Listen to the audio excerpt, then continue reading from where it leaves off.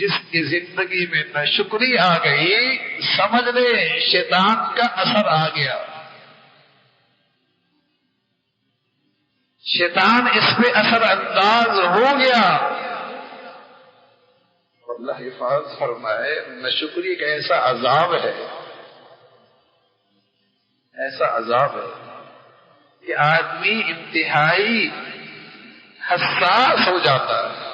تکلیف کے معاملے میں، ناگواری کے معاملے میں، پریشانی کے معاملے میں انتہائی حساس، کہ لاکھوں نعمتیں ہوں اور ایک چھوٹی سی تکلیف آ جائے،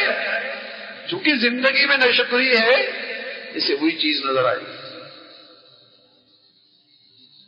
یہ تکالیف کے لیے مصیبتوں میں بڑا حساس،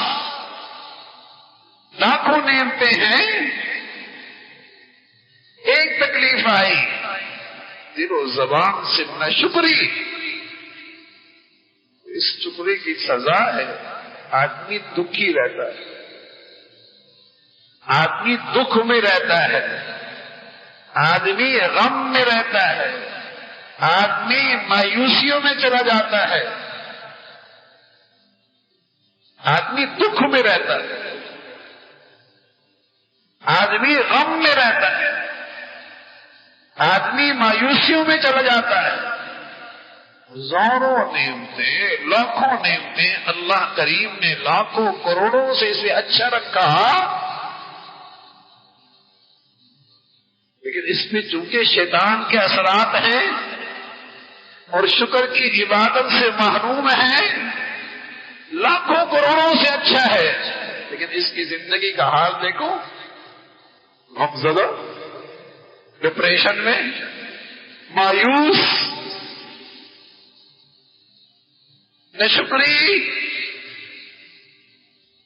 ایسی بلا ہے اس دنیا میں، یہ عذاب سے کم نہیں،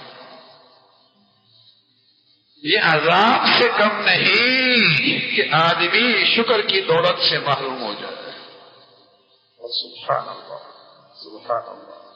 اللہ کس خوش نصیب کی عادت میں